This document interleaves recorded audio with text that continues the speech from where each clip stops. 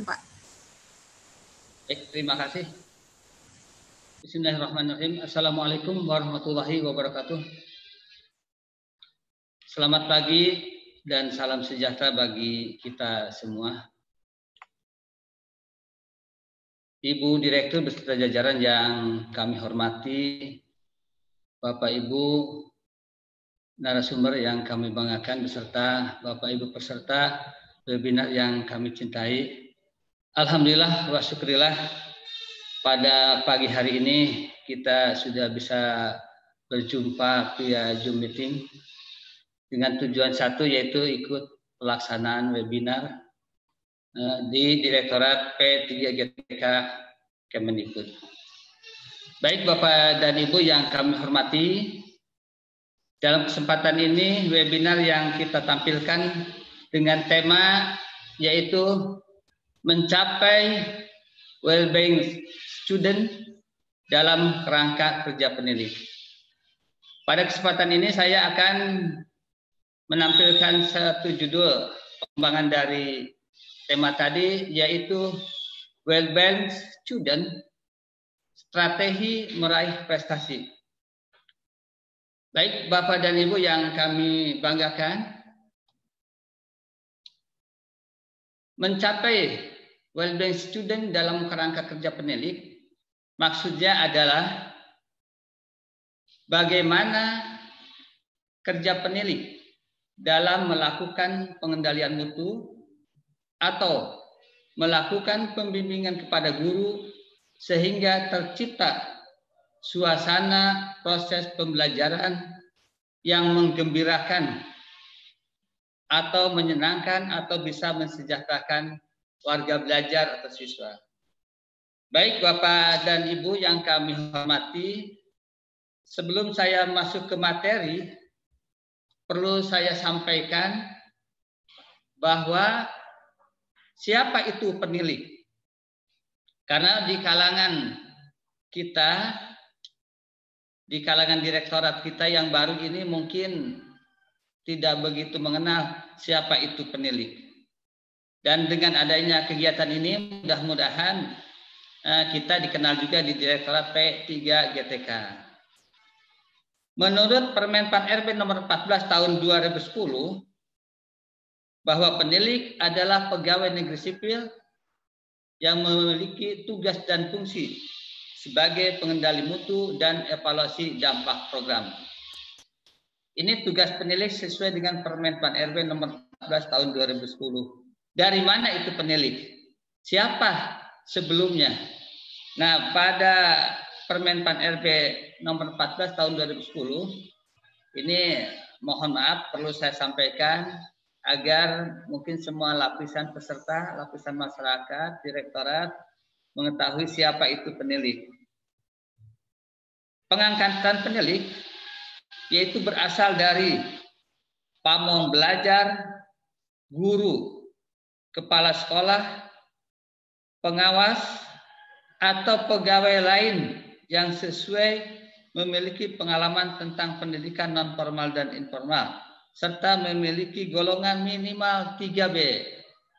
Nah, ini penilik. Jadi mudah-mudahan tidak ada pertanyaan lagi, penilik itu pegawai negeri atau bukan?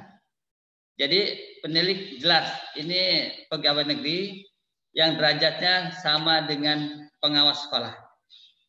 Penilik bertugas mengawasi pelaksanaan pendidikan PAUD dan Dikmas. Kemudian menurut Permen Dikbud nomor 98 tahun 2014 tentang standar kualifikasi penilik, penilik harus memiliki standar kualifikasi dan standar kompetensi. Kualifikasi penilik yaitu minimal S1 atau D4 pendidikan. Kemudian kompetensi apa yang harus dimiliki? Pertama, kompetensi kepribadian. 2, supervisi akademik. 3, kompetensi supervisi manajerial, evaluasi pendidikan, pengembangan profesi dan sosial. Nah, ini penilik, kompetensi penilik yang harus dan wajib dimiliki oleh setiap penilik. Baik Bapak dan Ibu, itu sebagai pembuka, dan saya selaku Ketua Umum berhak dan ada kewajiban untuk mensosialisasikan dan mengenalkan siapa itu penilik. Mudah-mudahan dengan penjelasan tadi Bapak Ibu yang sementara sebelumnya belum mengenal penilik dapat mengenal siapa itu penilik.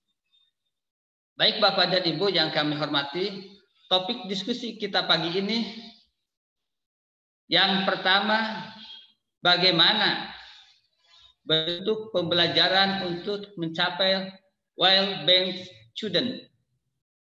Topik yang kedua, berapa aspek pembelajaran untuk mencapai well-being student. Yang ketiga, bagaimana cara mengajar anak PAUD dalam mencapai well-being student. Baik Bapak dan Ibu, sengaja di paparan ini saya tampilkan gambar-gambar yang mungkin menyejukkan hati, seiring dengan akan membawa peserta, akan kami bawa untuk bagaimana menciptakan situasi pembelajaran, memberikan bimbingan kepada guru untuk dilakukan pembelajaran yang menyenangkan. Bapak Ibu yang kami banggakan, saya sampaikan ada 7 pembelajaran untuk mencapai well-being student. Yang pertama adalah pembelajaran kontekstual atau biasa kita kenal yaitu CTL, contextual learning. Apa itu contextual learning? CTL adalah pembelajaran yang berfokus pada pemahaman peserta didik. Kemudian pembelajaran otentik atau real world learning. Selanjutnya pembelajaran yang aktif atau student center. CTL adalah pembelajaran pemusatan pada proses dan hasil. Selanjutnya, CTL adalah pembelajaran pengembangan yang mengembangkan kognitif tingkat tinggi. CTL yaitu pembelajaran distributif.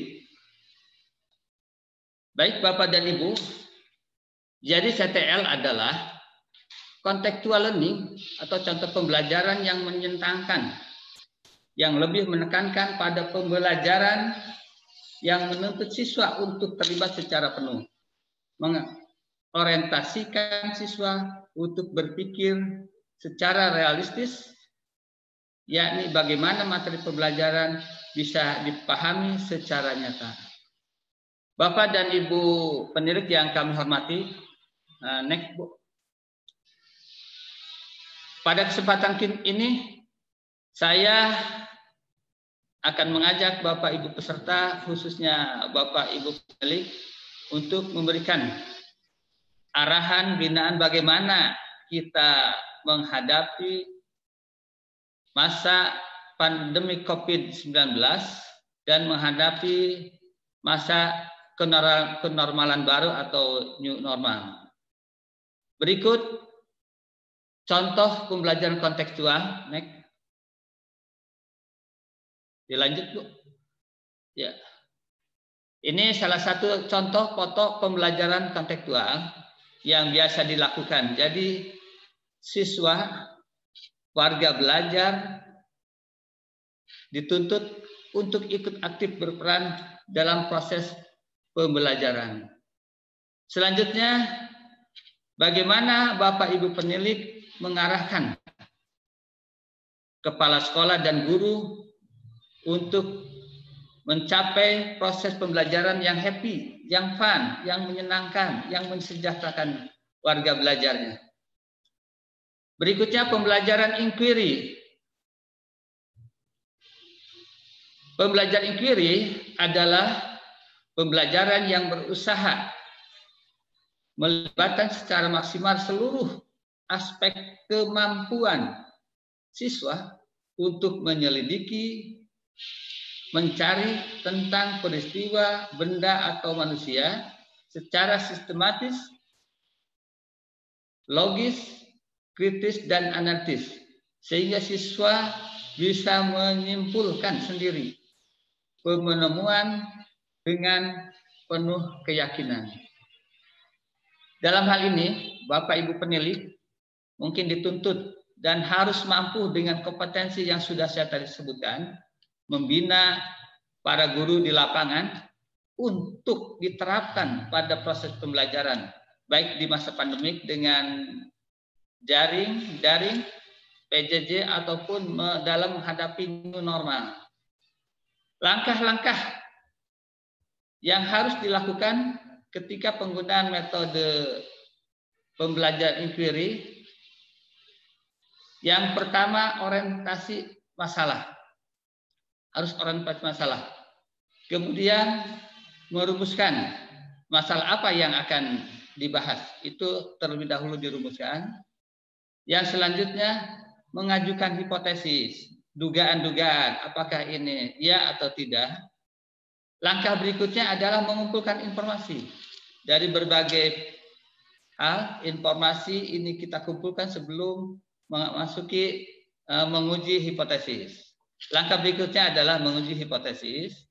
Kemudian setelah selesai pembelajaran, guru dan siswa dan warga belajar itu menyimpulkan apa yang sudah dibahas terlebih dahulu.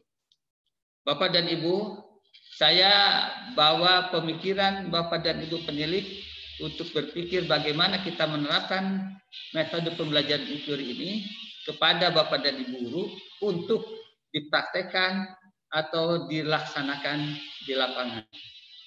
Berikutnya ini saya berikan contoh pembelajaran inquiry. Ini foto pembelajaran inquiry yang biasa dilakukan dan kelihatannya warga belajar sangat senang dengan proses seperti ini. Kemudian yang ketiga, pembelajaran berbasis masalah. Apa itu pembelajaran berbasis masalah atau PBL?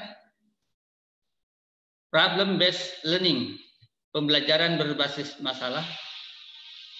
Dalam pembelajaran ini siswa disajikan suatu masalah yang dituntut untuk berpikir kritis, berpikir logis, analisis, dan menemukan pemecahan masalah yang dibahas.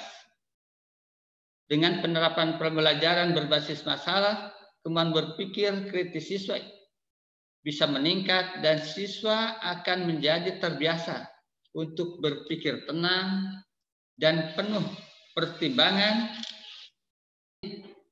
Mari kita berpikir bersama bagaimana menyampaikan pembelajaran yang menyenangkan tentang yang berbasis masalah ini kepada Bapak dan Ibu guru, karena tugas penilik adalah sebagai pengendali, sebagai pembimbing, pembina di lapangan kepada guru dan tenaga kependidikan.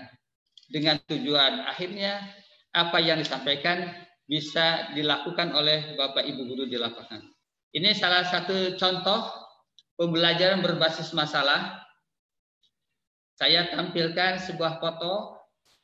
Ini jalan yang penuh dengan sampah, lingkungan keluarga yang penuh dengan sampah.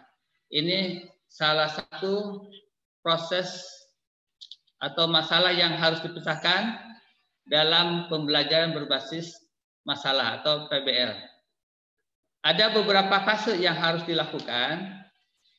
Yang pertama, fase orientasi peserta didik pada masalah.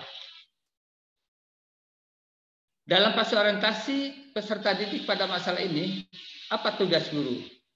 Guru menunjukkan kepada peserta didik sebuah foto atau gambar yang seperti saya tadi tayangkan, yang menunjukkan seperti penumpukan sampah di tepi jalan, di tengah-tengah lingkungan padat penduduk, seperti gambar di atas.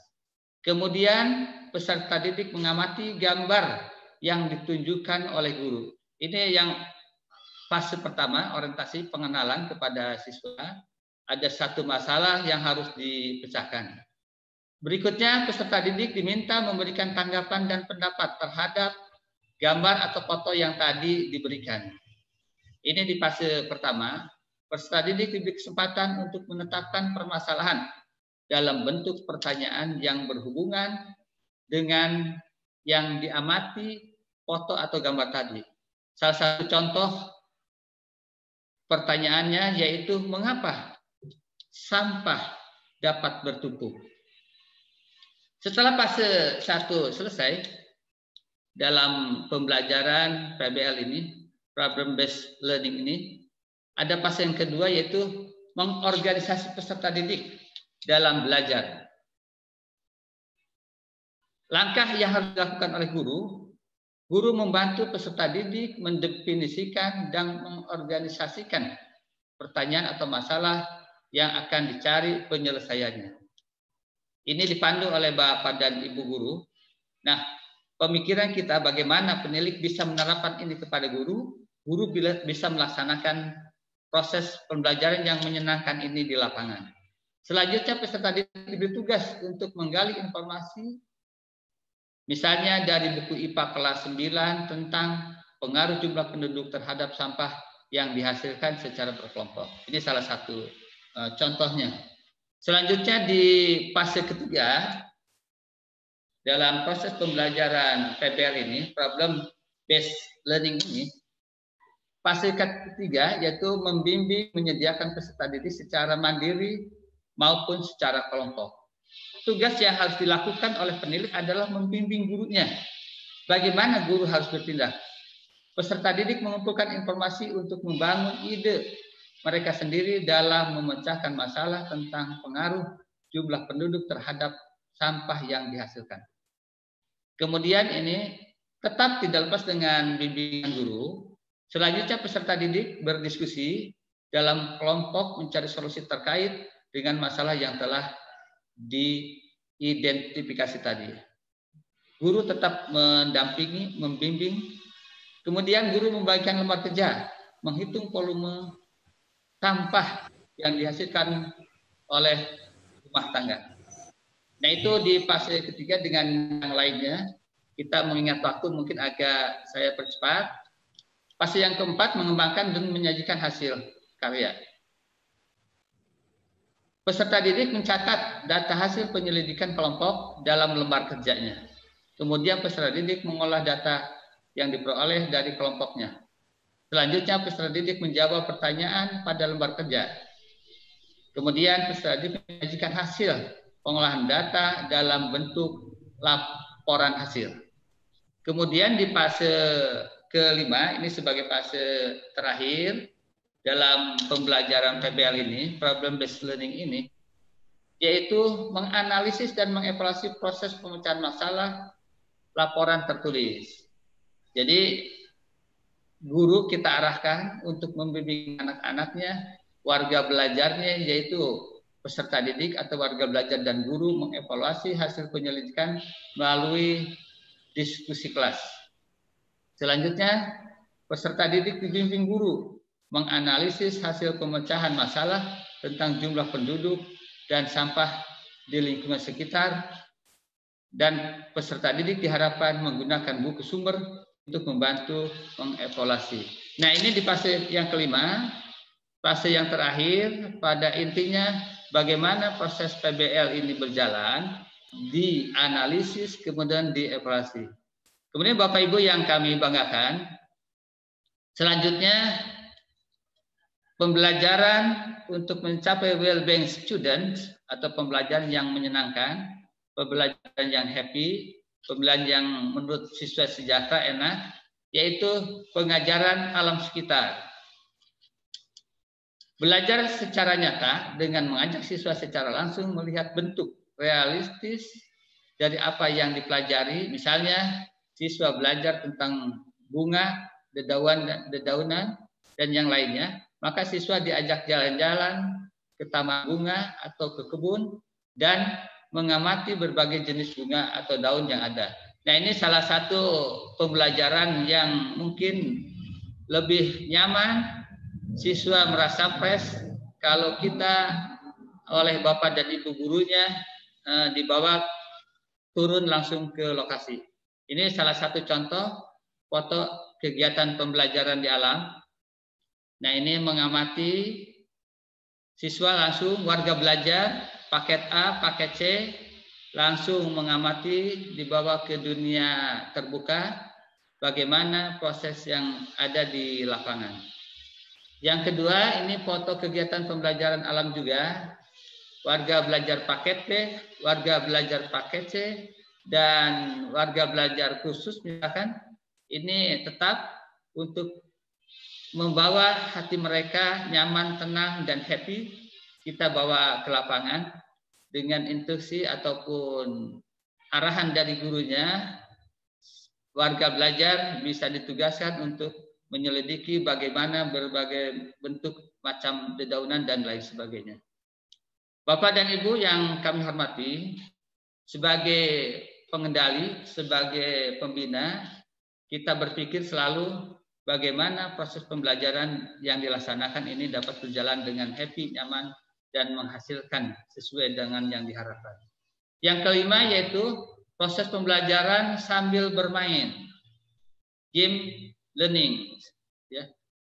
Pembelajaran yang menyenangkan selanjutnya adalah dengan penerapan konsep pembelajaran sambil bermain. Ini sangat populer karena pada hakikatnya siswa memiliki motivasi tinggi untuk melakukan permainan atau game. Semangatnya pun mungkin akan lebih daripada kita pembelajaran lakukan monoton di kelas. Kelebihan bermain sambil belajar adalah permainan yang memiliki unsur edukatif di dalamnya sehingga siswa bisa merasa senang, siswa juga bisa belajar dengan nyaman. Nah, ini jadi proses pembelajaran sambil bermain atau bermain-main ada unsur pembelajarannya. Ini Bapak Ibu penilik hendaknya bisa mengarahkan Bapak dan Ibu guru tutor, Ibu guru ataupun tutor ataupun instruktur agar proses pembelajaran bisa nyaman dan enak dilakukan. Ini salah satu foto kegiatan bermain sambil belajar. Nah, ini bisa melatih psikomotorik. Salah satu bermain sambil belajar. Kemudian Bapak Ibu, yang keenam kita next. Yang keenam yaitu experience learning, pembelajaran berbasis pengalaman. Apa itu pembelajaran berbasis pengalaman? Pembelajaran berbasis pengalaman adalah pembelajaran yang menekankan bagaimana siswa mengaitkan pengalaman atau pengetahuan yang telah dialami dengan pengalaman yang akan dipelajari pada proses pembelajaran yang dihadapinya. Dalam pembelajaran ini, pengalaman utama setiap warga belajar, setiap peserta didik akan dikolaborasikan dengan materi yang akan dibahas dalam proses pembelajaran tersebut. Ini salah satu contoh fotonya, foto pembelajaran berbasis pengalaman. Mereka sudah memiliki berbagai hal pengalaman dalam kegiatan khusus, misalkan dalam kegiatan pembelajaran paket B, paket C yang disatukan untuk bagaimana membahas pembelajaran yang dihadapi. Baik Bapak dan Ibu, yang selanjutnya pembelajaran melalui diskusi kelompok. Ini juga salah satu pembelajaran yang mungkin menyenangkan siswa atau warga belajar atau peserta didik. Yaitu salah satu contoh yang menyenangkan terakhir adalah dengan diskusi kelompok. Diskusi kelompok atau kerja kelompok. Termasuk pembelajaran yang menyenangkan melalui kerja kelompok, mereka bisa berkumpul dengan teman kelompoknya, saling bersosialisasi, dan bersaing dengan kelompok lain dalam mengerjakan tugas agar bisa menjadi kelompok yang terbaik. Dalam kegiatan kelompok ini, tentunya warga belajar, peserta didik, ada motivasi, dorongan bagaimana dia menjadi kelompok yang terbaik di antara sekian banyak kelompok. Ini salah satu contoh kegiatan diskusi kelompok yang biasa dilakukan oleh peserta didik atau warga belajar paket A, paket B, ataupun paket C, dan tingkat sekolah formal yang lainnya. Ini satu foto masih kegiatan diskusi yang dilakukan oleh peserta didik. Bapak dan Ibu yang kami hormati, sebagai seorang peneliti kita memiliki tugas dan fungsi sebagai pengendali mutu dan evaluasi dampak program dengan tujuan utama mensukseskan dan membantu bagaimana proses pembelajaran. Tasim, mohon maaf, waktunya tinggal 2 menit lagi. Baik Bapak dan Ibu, Ya. ini 8 aspek pembelajaran untuk mencapai well-being student. Yang pertama berorientasi pada tujuan, memancing keterlibatan anak, seimbang, kognitif, efektif, antarpsikomotorik, berpusat pada anak, pembelajaran bermakna, motivasi anak tetap untuk semangat, metode, strategi, model, teknik ini harus bervariatif dan guru harus bisa komunikatif. Selanjutnya, 10 cara mengajar anak PAUD agar mencapai well-being student. Ini tugas para Bapak dan Ibu peneliti di lapangan, yaitu belajar lewat permainan, belajar sambil bernyanyi, dekat dengan alam, belajar berkelompok, memakai alat peraga, diulang-ulang, bermain warna, misalnya mewarnai gambar, mewarnai dan lain sebagainya, beri contoh langsung, ikuti suasana hati anak. Bagaimana biasanya ketika proses pembelajaran PAUD adalah kapal udara lewat, anak-anak pada lari keluar. Nah itu kita ikuti. Nah ini tugas penelik mengarahkan kepada Bapak dan Ibu guru PAUD ataupun TK sehingga proses pembelajaran bisa lancar menyenangkan. Yang terakhir selalu berikan hadiah. Anak kecil kalau ada hadiahnya pasti semangat dalam melaksanakan proses pembelajaran. Baik Bapak dan Ibu peserta webinar yang kami akan sekian dan terima kasih. Mohon maaf atas segala kekurangan. Wassalamualaikum warahmatullahi wabarakatuh.